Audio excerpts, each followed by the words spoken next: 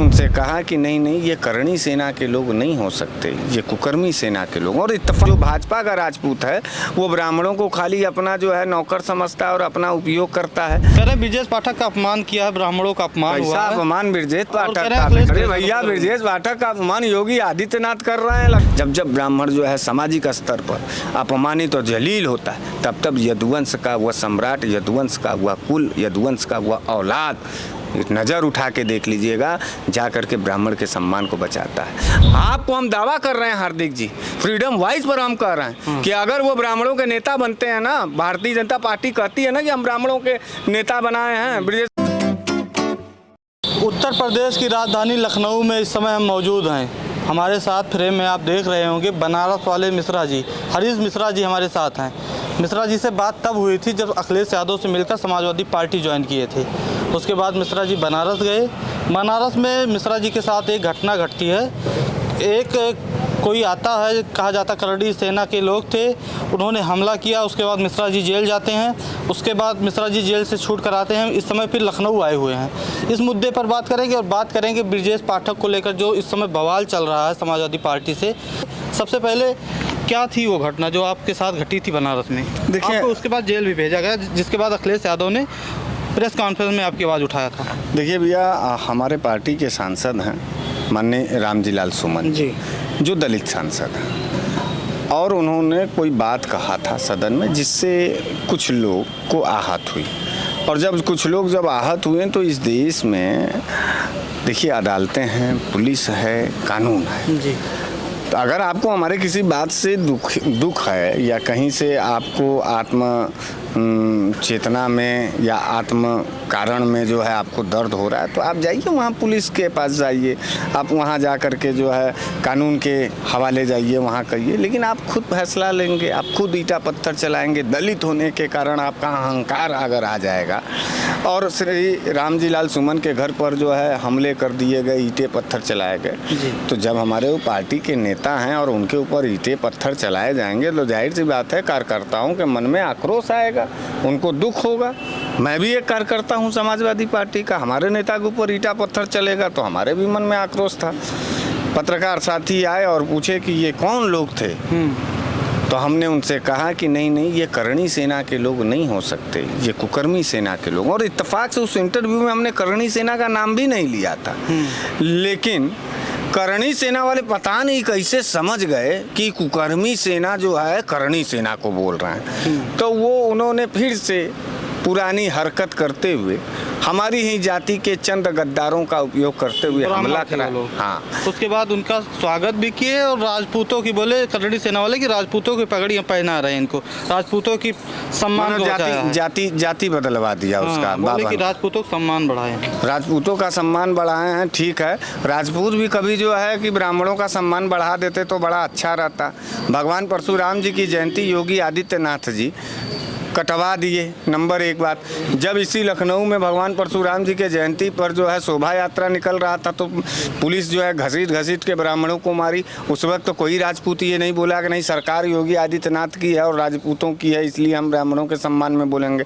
तब वहाँ राजपूत जो है कि माने भाजपाई राजपूत जो है वहाँ गूंगा हो जाता है। फिर राजपूत जो है ये भी नहीं कहता है कि जैसे अखिलेश यादव जी जो है पंडित जनेश्वर मिश्र पार्क बनवा करके एक बड़ा सम्मान दिए ब्राह्मण कम्युनिटी को, उसमें योगी आदित्यनाथ जो है किसी कोई चौराहा ही बनवा देते, भगवान परशुराम जी की मूर्तियाँ लगवा देते, तभी नहीं करते बनता है। तो ये हमेशा जो भाजपाई राजपूत है, सभी राजपूतों की बात नहीं हो रही है भाई, सपा में भी राजपूत है, वो स्वाभिमानी है, सार्वभौमिक है, सर्व समाज का है। तो जो सपा वाला राजपूत है हम उसको नहीं कहेंगे, लेकिन भाजपाई कोड करके मैं कह रहा हूँ, जो भाजपा का राजपूत है वो ब्राह्मणों को खाली अपना जो है नौकर समझता है और अपना उपयोग करता है। तो उसमें के हम लोग ब्राह्मण नहीं हैं। तो अब वो लेके जाए, पहले तो वो कह रहा था करणी सेना वाला पेपर में छपा है कि नहीं नहीं हमारे करणी सेना का वो नहीं है और करणी सेना में सिर्फ और सिर्फ छत्री ही रहते हैं। तो फिर कैसे वो हो गया करणी सेना में प्रदेश उपाध्यक्ष, तनिक क्या क्या हो गया। खैर कोई बात नहीं है, गद्दारों की बात छोड़िए। उसका इलाज हुआ और जनता ने बड़ा बाकायदे किया, जिसके एवज में हमको जेल जाना पड़ा और जेल के बाद हम बाहर। हमला जो किया वो क्यों नहीं जेल गया फिर? आखिरकार चाकू लेकर तो वही आया था, तो अपना बचाव लेके आया, मेरे घर पर आया। घर पे मैं उसके नहीं गया, वो मेरे घर पर आया। तो उसकी गिरफ्तारी क्यों नहीं हुई? वो पुलिस कह रही है कि नहीं आपने जो है इनको मारा है। तो मैं पुलिस से और आप लोगों के माध्यम से इस देश के कानून से पूछना चाहता हूं कि आत्मरक्षा नाम का कोई चीज है कि हमारे घर वो 8 लोगों को लेके आ रहा है हथियार हो ले करके, हमको मारे और हम खड़ा होकर इंतजार करें और तब जब हम मरा जाएं तब हमारे घर के लोग जाएं। भाई वो आया, जिस तरीके से सीसी फुटेज आपने देखा है, वो पहले हाथ चलाया, लेकिन पुलिस नहीं मानी।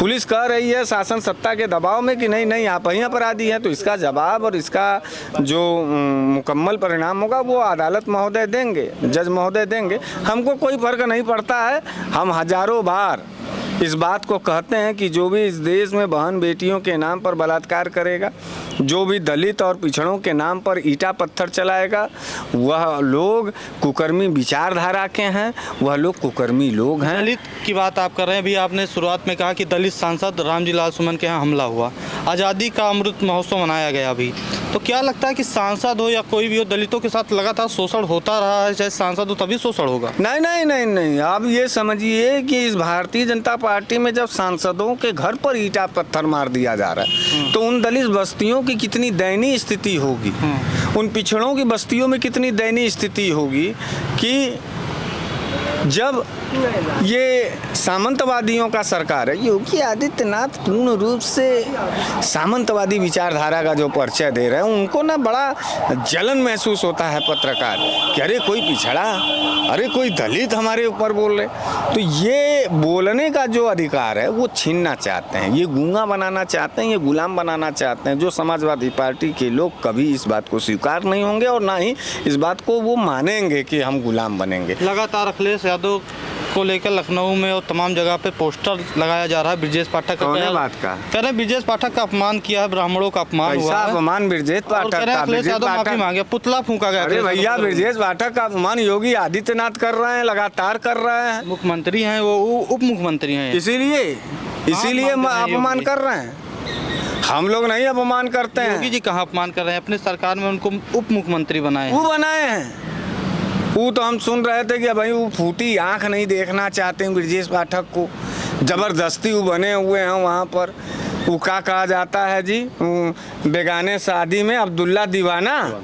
ठाकुरों के सरकार चल रहा, उसमें अब्दुल्ला कहाँ से दीवाना बन गया? ये अब्दुल्ला दीवाना है ब्रजेश पाठक। कहाँ इज्जत मिल रहा है?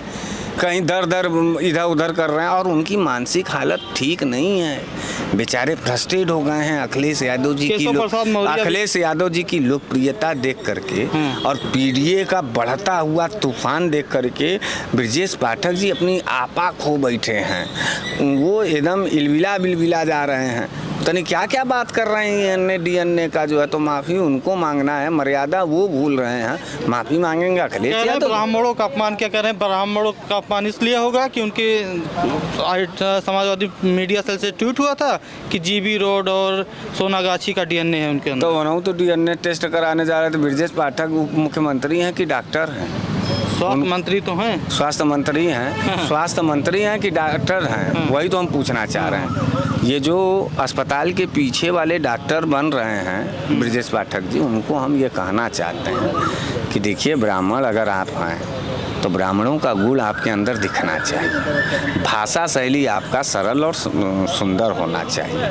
आप किसी के जो है कुल खानदान और किसी के डीएनए पे सवाल उठाएंगे तो अखिलेश यादव जी और समाजवादी लोग उनको माला पहनाएंगे। फिर भी श्री अखिलेश यादव जी का एहसान माने ब्रजेश पाठक जी कि उन्होंने हिदायत देते हुए हम सपाइयों को कहा कि नहीं, आप जो है कभी भी अभद्र भाषा और अमर्यादित टिप्पणी नहीं करेंगे, नहीं तो जितना बोल रहे हैं ना 7 जन्म तक 1 मिनट में हम लोग बोल करके खाली हो जाएंगे। पिछले 1 महीने से हम देख रहे हैं करणी सेना के लोग कह रहे हैं कि समाजवादी पार्टी को 2 मिनट पे घुटने पे ला देंगे। मंत्री जी हैं ओम प्रकाश राजभर कह रहे हैं कि समाजवादी पार्टी समाप्तवादी पार्टी हो जाएगी 2027 में, और वही बयान उप मुख्यमंत्री केशव प्रसाद मौर्य भी दे रहे हैं। देखिए, हमारे अखिलेश यादव जी ने एक ट्वीट किया है, ऊप रहें चुप रहें। ये बात समझ रहे? हाँ, तो ऊप हैं तो चुप रहें, नहीं ऊप हैं नहीं चुप रहेंगे तो कोई बात नहीं। हम लोग संस्कारिक रूप से, देखिए पंडित जी को हम कहना चाहते हैं, ब्रजेश पाठक जी को, कि आपके बारे में तो रामभद्राचार्य बोला था कि बेहद नीच किस्म के होते हैं पाठक जी लोग। तो पहले हम बाबा जी का तो आपके ऊपर, हाँ, वो उसी में हम जेल भी गए।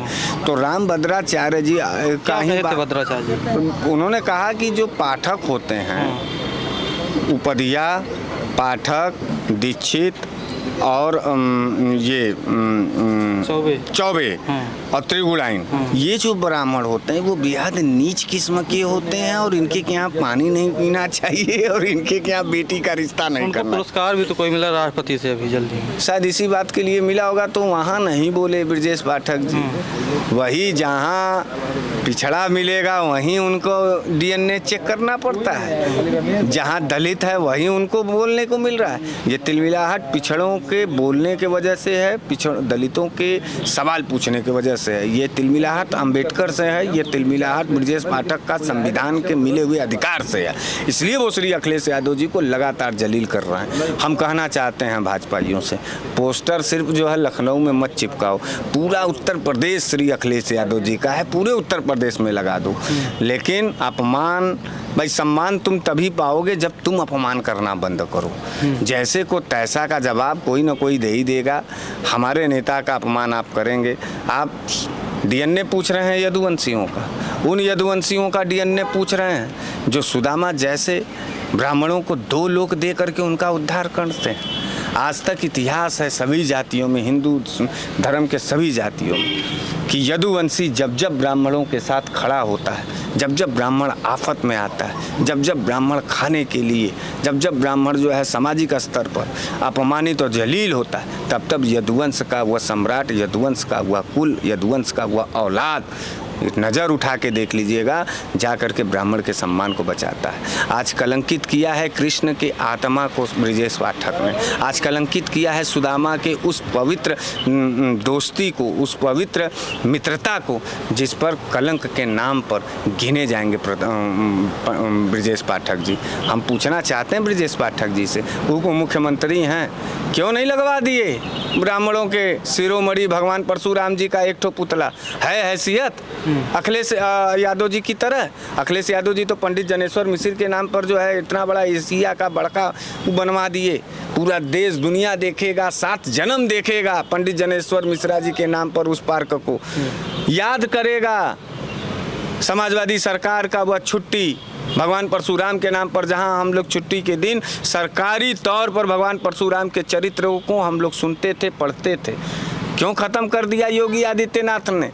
तब तो जुबान नहीं खुल रही है। भगवान परशुराम के नाम पर जलने वालों के यहाँ घुटना टेक करके गुलामी जहाँ स्वीकार किए हैं ब्रजेश पाठक जी, मैं उनसे कहना चाहता हूँ कि स्वाभिमान और सम्मान की बात करते हो, ब्राह्मणों की बात करते हो, तो अपने सरकार के तरफ पलट करके एक बार योगी आदित्यनाथ से ब्राह्मणों के सम्मान के लिए कुछ बोल के देखो, मिल जाए तुमको। हम कह रहे मत बनवाओ पार्क, किसी लखनऊ के एक छोटका चौराहे पर एक मूर्ति रखवा दो, जान जाए कि उप मुख्यमंत्री नहीं रखवा पाएंगे।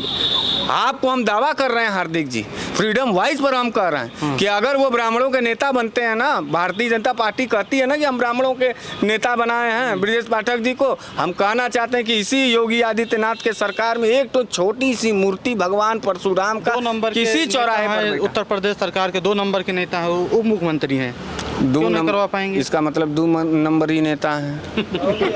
हाँ भाई, 2 नंबर ही नेता है ब्रजेश पाठक जी।